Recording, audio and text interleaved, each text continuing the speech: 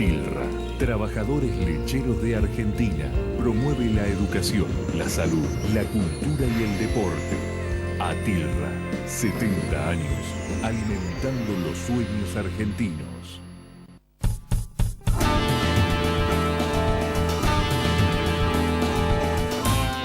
Hola, ¿qué tal? Muy buenas noches, bienvenidos a Economía 4D y acá lo recuperé. Lo tengo de nuevo, después de un par de semanas de ausencia. Dice que me recuperó, pero ¿saben por qué no vine? Por culpa de Agustín Datelis. Mira, No, eso no tiene nada que ver. Un accidente deportivo doméstico. Volvió y lastimado. Bueno, ¿cómo estás, Gustavo? ¿Bien? Bien, pero sabés que utilizaste la palabra lastimado. Sí. Creo que lo de Santiago Maldonado lastimó a toda la sociedad. Realmente es un tema muy profundo. Y ¿sabés qué? Tenemos que proponerle acá a la gente por qué Santiago Maldonado hablamos en Economía 4D. Tiene que ver con la economía, señores. A ver, la economía, la administración de los recursos escasos. En una época la fiebre del oro, en otra época el oro negro, nos referimos al petróleo. ¿Y qué es lo que pasa con el cambio climático? Lo estudian todos los ambientalistas, es la glacialización, la escasez de agua. ¿Y por qué algunos terratenientes? Yo viví en la Patagonia algunos años. Un poquito conozco del tema y me cuentan cómo van corriendo el alambrado. ¿Y por qué el caso de un tal Benetton tiene 900.000 hectáreas, 1 millón de hectáreas? El recurso escaso dentro de 20, 30, 50 o 100 años va a ser el agua. ¿Sí? ¿Por qué hay lagos, el famoso lago escondido que está cercado y no se puede acceder? Está escondido en serio. Está escondido en serio y no se puede acceder, y hay abogados acá invitados en el programa que, bueno, sabemos muy bien el tema a quién pertenece, pero sin embargo la administración de recursos escasos era la fiebre del oro. En algún momento con el cambio climático va a ser el agua y lo tienen previsto. Imagínense lo que han corrido, porque han corrido la línea, el caso de Benetton, y lo dicen los mismos, ya entramos a los pueblos originarios, lo dicen, este corrimiento y cómo fueron desplazados los pueblos originarios. Y el caso de Maldonado, un chico que también lo critican porque era de San Isidro, porque era un chico bien, pero con una causa justa, no lo va a desvalorizar en absoluto lo que buscaba Santiago Maldonado, pero parece que al gobierno se le fue de las manos. Sí, el caso se le fue de las manos, va tomando un rumbo. Yo creo que estamos frente a una crisis ya política, institucional, de magnitud. El gobierno, la verdad que hoy se encuentra reaccionando tarde frente a lo que está ocurriendo. En un momento intentó minimizarlo, taparlo, desviar la atención, llevarla para otro lado. Todo eso le salió a todas luces, a la vista, muy mal. Ahora empieza a reconocer el problema y estamos acá frente a una situación muy, muy grave, que es la desaparición forzosa de una persona ya a 37 días de ocurrida, sin respuesta de parte del gobierno, intentando manipular las cosas, llevarlas para otro lado. Muy comprometida la ministra de Seguridad, Patricia Bullrich, muy comprometida porque de entrada se encargó, antes de investigar, averiguar, nada, se encargó de tratar de tapar la responsabilidad de la Gendarmería. Lo que hay acá, el problema esencial me parece que es que el gobierno no se hizo cargo del Estado frente a un hecho gravísimo. Digamos, no se hizo cargo de las funciones que tiene que tener el Estado, más cuando está involucrado en una fuerza propia como es la Gendarmería. Bueno, todo esto derivó en algo que hoy vamos a estar abordando con invitados que tenemos esta noche sobre este tema, que es lo que ocurrió en la Plaza de Mayo el día viernes. Sí, ¿Sí? Yo estuve presente, me tocó vivirlo en primera persona porque además participé de la manifestación como tanta gente que estaba en esas fotos aéreas que habrán visto de la plaza y todos los alrededores, repletos de gente manifestándose con mucha preocupación, mucha angustia por lo que está pasando con el caso de Santiago Maldonado. Después hubo una desconcentración de la marcha alrededor de las, no me acuerdo, 7 y pico de la tarde, empezó a desconcentrarse. Muy poca gente quedaba en los alrededores. La verdad es que me quedé porque estaba ahí con un par de compañeros, decidimos quedarnos en un bar ahí a una cuadra de la plaza, con lo cual me tocó vivir ahí lo que estaba ocurriendo. Muy raro. Hubo evidentemente un armado atrás de eso, digo, la gente se fue pacíficamente, un par de grupitos que empezaron a llegar que llamaban mucho la atención, muy raros, con una intención muy clara para generar ahí, y derivó en lo que derivó, que después hoy vamos a estar abordando en detalle encima lo que pasó en el después, no solo en ese momento, sino después. Agustín, el presidente de la Nación reaccionó por el resultado de un focus group. Focus group, a ver, se lo hago sencillo a ustedes. Juntan a un grupo de personas heterogéneas en una cámara Gesell. O sea, en unos vidrios donde una serie de analistas ven las respuestas, las actitudes, se analiza desde el punto de vista comportamental. Es lo que se hace, disculpa, por ejemplo, para ver Investigación si de mercado, si etcétera. te gusta más un yogur. Bueno, a ver, los líderes son proactivos, no reactivos a una cámara Gesell. Espero que el mensaje se entienda. El líder es proactivo. Acá hubo un exceso de la fuerza de seguridad. Esto lo tendría que haber dicho antes de la cámara Gesell, no después de la cámara Gesell, donde empieza el gobierno, empiezan a haber cruces internos. Me imagino que después de octubre de las elecciones va a haber rotación en el gabinete, va a haber rotación. Me imagino que la ministra de Seguridad está en la mira, uno presume que está en la mira, pero realmente no habla bien de un liderazgo fuerte cuando esto no se puede detectar a priori, sino a través de una cámara Gesell, porque mucha gente que apoya al gobierno dice, yo apoyaba la causa de Maldonado. Y vamos a agregar otro tema, porque tenemos un invitado también que nos va a hablar de otro tema, que no es menor. Este tema de la construcción de la veracidad con datos falsos. ¿Y a qué me refiero con esto? En todas las movilizaciones hay pintadas y estamos en contra de que pinten los monumentos históricos nacionales. No me cabe la menor duda. Pero, a ver, en manifestaciones que hacen también los que acompañan al macrismo, también pintan. No nos vamos a engañar. O sea, todos los partidos pintan y está mal. Pero, sin embargo, quisieron simplificar la movilización con que todos arruinaban los monumentos históricos nacionales. Y nos dimos cuenta que a gente, al voleo, gente que salía del subte, después nos van a contar una serie de detalles y demás, toda esa gente de la que fue detenida. O sea, ni siquiera las fuerzas de seguridad tuvieron la capacidad de detener realmente a los violentos, lo cual también muestra otra falencia más de la fuerza de seguridad. Bueno, vos marcás los recambios que puede haber llegado octubre. Yo digo, sigamos muy de cerca las próximas horas. El gobierno está evaluando y hay diferentes posiciones si seguir aguantando en su puesto a la ministra Patricia Bullrich conviene o no conviene desde el punto de vista político, desde el punto de vista de cara a las elecciones que vienen. El propio presidente evaluando si sostenerla en el cargo no empieza a vincularlo a él. Acá atrás de esto hay un delito. ¿Habrá otro focus group para preguntar si tiene que estar bueno, o no antes probablemente, porque se manejan de esa forma, pero más allá de todo esto, hay un delito de fondo que es muy grave. El hecho de actuar intentando tapar un hecho como este de desaparición forzosa tiene una pena de cadena perpetua. Bueno, hablaste del fiscal Delgado. Están enojados las autoridades del gobierno, están enojados con el fiscal Delgado. Cuando el fiscal Delgado denunció al gobierno anterior, a funcionarios del gobierno actual, Panama Papers, distintos casos, y realmente que hablan tanto de la independencia de los poderes, también fueron hoy todo un ataque frontal contra el fiscal Delgado, casualmente por lo que dijo Agustín, las consecuencias que tiene la tipificación de la causa, ¿no? Claro, vos imaginate el eventual hipotético caso que apareciera sin vida Santiago Maldonado. Tenés un asesinato, sí, que se probara que Gendarmería tuvo que ver y que el gobierno estaba al tanto de esto, es una fuerza que depende del gobierno. Tenés una desaparición forzosa y la responsabilidad de la ministra es directa y del presidente de la nación. Bueno, es un tema muy delicado que va a haber que seguir muy de cerca. Y otro tema más, antes de cerrar acá la apertura y que abordemos los temas económicos, es los medios de comunicación. O sea, los grandes medios de la República Argentina reaccionaron porque los medios del mundo lo publicaron. Y mucha gente, muchos de los invitados que están acá, conocimos la época del proceso militar. Y yo, siendo joven, adolescente, de pronto teniendo la suerte que no tenía un familiar en estado de desaparición, me decían, ¿sabes qué? Mi hermana está en España y en España están diciendo que hay desaparecidos. Y yo digo, no te puedo creer.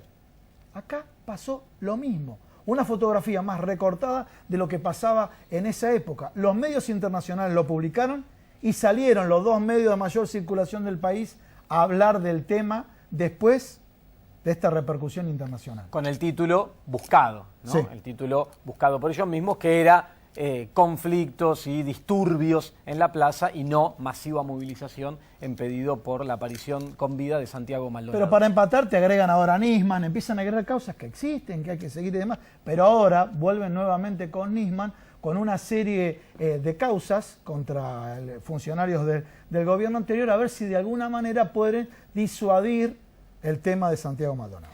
Bueno, si te parece, Gustavo, vamos a hacer una pequeña cortecito. Te voy a abordar un tema económico que vamos a estar tratando hoy con algunos de los invitados de esta noche, que es qué está pasando con el fondo del conurbano y la reunión de urgencia que hubo de todos los gobernadores del país. ¿Por qué es importante esto? Ya te lo cuento y arrancamos con los invitados. Vamos. Vamos.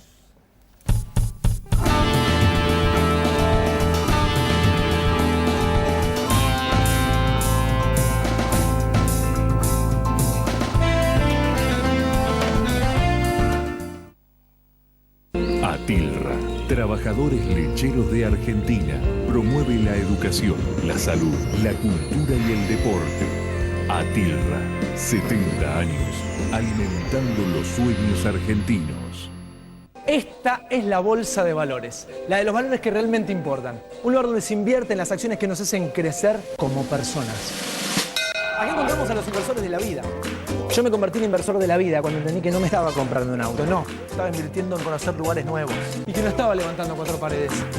Invertí en mi propia historia familiar. Empecé a invertir en las cosas que realmente te importan, porque de eso se trata la vida, ¿no? De vivirla.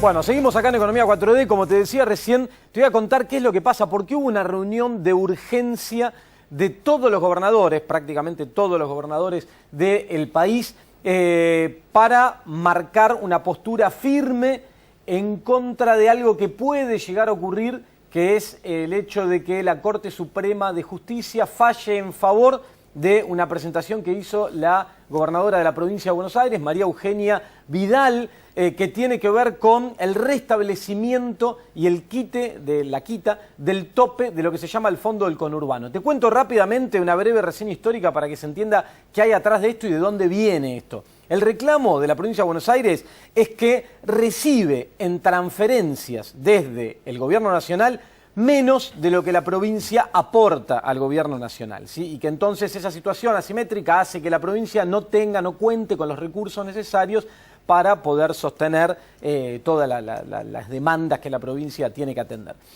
¿Cómo nace esto?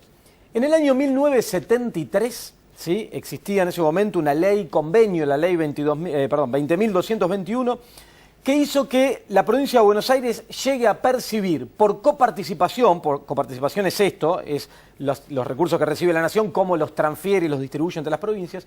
La provincia de Buenos Aires llegó a recibir por coparticipación un 28% del total que la nación transfiere. En el año 1988 se aprobó una nueva ley de coparticipación, la 23.548, donde la provincia de Buenos Aires pasó a percibir el 20% del total. Del 28% cayó al 20% del total. Para compensar esta situación, en el año 1992, con todo un trasfondo político de aquel entonces, era el Menem presidente, Duhalde yendo a la provincia de Buenos Aires, con todo ese trasfondo político, se decidió que un esquema a partir del cual el 10% de lo que recauda a nivel nacional el impuesto a las ganancias se transfería a la provincia de Buenos Aires a partir de lo que se llamó el Fondo de Financiamiento de Programas Sociales del Conurbano Bonaerense, lo que hoy en la jerga cotidiana le llamamos el Fondo del Conurbano. El tema es que esto mejoró aquello que la provincia recibe de la distribución nacional y de aquel 28 que había bajado a un 20, lo volvió a llevar a un 25% de las transferencias totales que recibía la provincia. Ahora, en el año 1996 se estableció un tope a este Fondo del Conurbano en 650 millones de pesos, que en ese momento eran 650 millones de dólares. 1996 estamos hablando de la convertibilidad. Después viene la devaluación del año 2002, la actividad económica recomponiéndose, el crecimiento de la década del 2000, todas cuestiones que repercutieron sobre la recaudación impositiva, inflación, crecimiento, devaluación, el dólar que ya estamos en 18 pesos, todo eso aumentó mucho la recaudación de este tributo del impuesto a las ganancias. Esto hace que hoy lo que tendría que recibir la provincia, si recibiera el 10% sería algo así como 50.000 millones de pesos. Te estoy diciendo que el tope es 650 millones.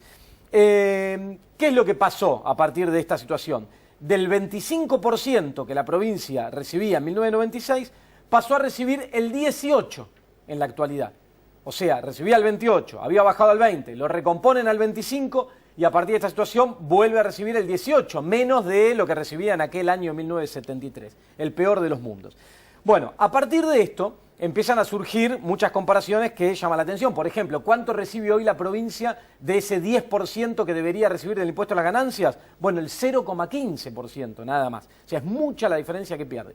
Cuando en ese momento se establece el tope, se dice, bueno, la diferencia entre los 650 millones y que lo que la provincia debería percibir, o sea, el 10% de lo que recauda el impuesto a las ganancias, se distribuye entre el resto de las provincias. Y acá está el centro de la cuestión. ¿Por qué se reúnen de urgencia los gobernadores en la Casa de San Juan, se comen una llama, debaten y sacan un documento? Porque lo que están diciendo es, si en la Corte Suprema falla en favor del pedido de María Eugenia Vidal, todos estos fondos se van del resto de las provincias para ir hacia la provincia de Buenos Aires. Esto pone en riesgo, pero la sustentabilidad de todas las provincias del país y conduciría a la economía a una situación muy compleja, a punto tal que Lifshitz, gobernador de la provincia de Santa Fe, dijo, iríamos a una situación catastrófica si la Corte Suprema lleva adelante este fallo. Lo que piden es que esto se resuelva en instancias políticas entre las provincias, la nación, el Congreso de la Nación y se llegue a algún tipo de acuerdo que evite el cimbronazo macroeconómico que generaría una decisión de estas características de parte de la Corte Suprema de la Nación. Ahora, Gustavo, te va a presentar los invitados esta noche y vamos a estar hablando también de este tema con algunos que tenemos acá, candidatos de la provincia de Buenos Aires. Bueno, continuamos acá. Vamos a presentar al doctor Ismael Jalil. Muchas gracias por estar en el programa. Gracias. Sos abogado de Correpi. Correpi, la sigla significa... Coordinadora contra la represión policial e institucional. ¿Cómo podés adelantar, hacer un título de lo que pasó con los detenidos de manera injustificada? Directamente, provocación, represión, hipocresía y soberbia. Bien. Sintético, ¿eh? Muy bien. Adrián Ganas, diputado nacional por el Frente para la Victoria. Santiago Maldonado, le voy a pedir a los cuatro un título y después profundizamos el tema. Es un retroceso inmenso de nuestra democracia. Retroceso de la democracia. Bueno, y pasamos a la otra parte del estudio. Ya estuvieron en varios programas juntos. No sé si ideológicamente, pero creo que ideológicamente el caso de Santiago Maldonado lo está uniendo y mucho. Y me refiero a Daniel Arroyo, candidato a diputado nacional por la provincia de Buenos Aires, por Un País. A ver, un título de lo que podemos decir de Santiago Maldonado. Pasó lo que no puede pasar, la desaparición forzada de una persona en el marco de la intervención de las fuerzas de seguridad, un gobierno que no mostró sensibilidad con la familia y una ministra de Seguridad que se puso la bandera de la gendarmería y no se vio como ministra de 44 millones de personas. Bueno, Néstor Pitrola, candidato a senador por el Partido Obrero y un título a lo que pasó con Santiago Maldonado. Creo que la desaparición forzada de Santiago Maldonado ha puesto en discusión si vamos a aceptar un Estado policíaco de acá para adelante en la Argentina para aplicar las leyes del ajuste. Bien. Bueno, muy bien. Comenzamos primero a ver una breve reseña porque siempre me gustaría que nos planteemos del otro lado, ¿sí? O sea, para plantear la duda de aquellas personas que fueron exclusivamente a destruir un monumento histórico y demás. Aparentemente, a los que detuvieron, digo aparentemente, vos lo vas a confirmar o negar, agarraron gente al voleo que no tenía nada que ver. Tal cual. Yo primero creo que lo que hay que hacer es contextualizar.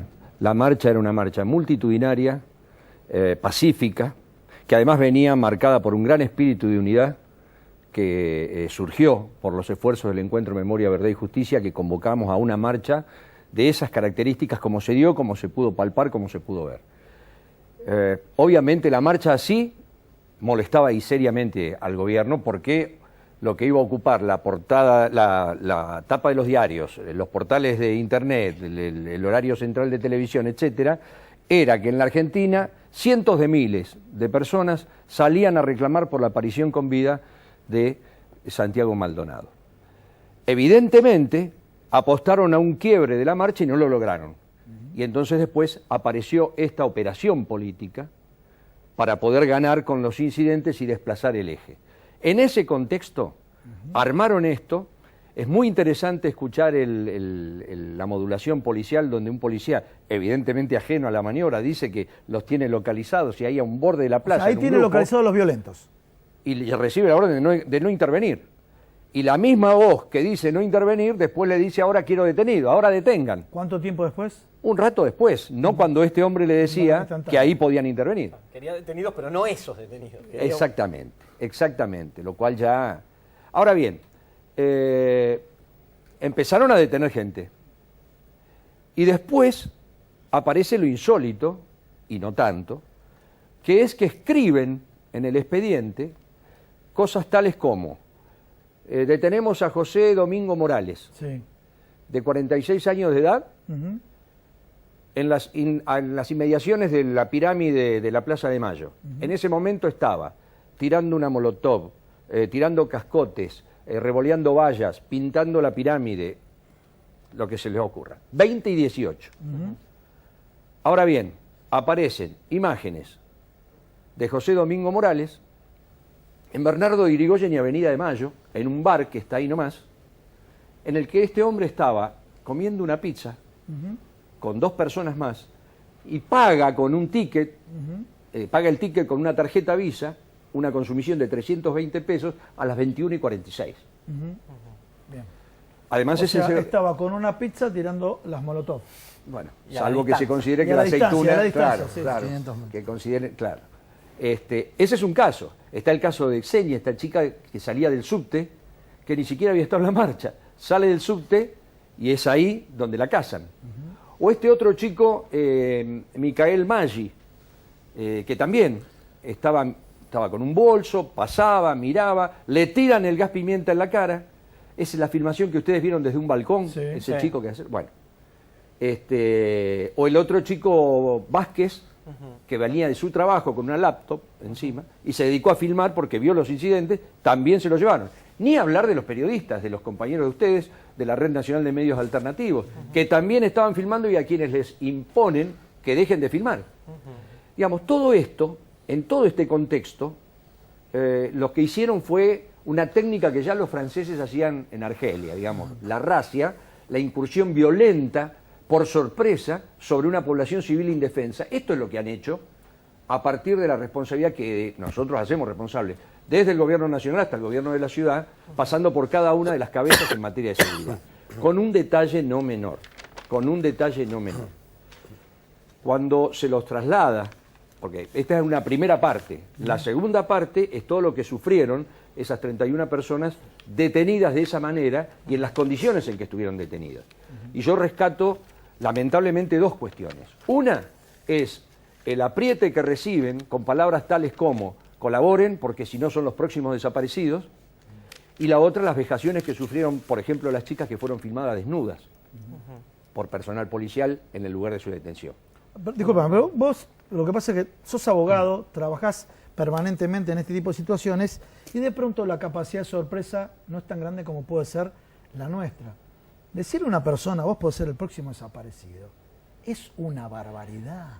Pero no es una cuestión jurídica, es una cuestión política. Sí, Porque no me si cabe vos la menor ponés duda. si vos ponés como jefe de gabinete de seguridad a un tipo como el doctor Nochetti, que fue defensor de militares represores, Militares represores, sí señor. y que se tiene un registro de algún alegato donde dice que frente a un enemigo no convencional es factible utilizar un protocolo no convencional, lo estás poniendo directamente a legitimar este tipo de prácticas. Porque, ¿qué se entiende por un protocolo no convencional? La desaparición, la tortura, el Vale desgaste, vale todo. Y creo que esto se inscribe en algo todavía mayor, que tiene que ver con esta concepción de vamos a actuar sin límites. Ni siquiera es una cuestión de totalitarismo, es una cuestión todavía mucho más grave, porque el totalitarismo en algún caso de la historia hasta reconocía límites territoriales. Esto no. Esto es hacer cualquier cosa en cualquier parte y de cualquier manera. Muy peligroso. Ahora, si te parece, hacemos un pequeño corte y ya le voy a preguntar a Adrián Grana, que está acá con nosotros, diputado nacional del Frente por la Victoria, que esa noche estuvo en el momento de los disturbios en la plaza, vi algunos videos, estuviste ahí, que nos cuentes un poquito sobre eso también. Pequeña pausa y seguimos, vamos.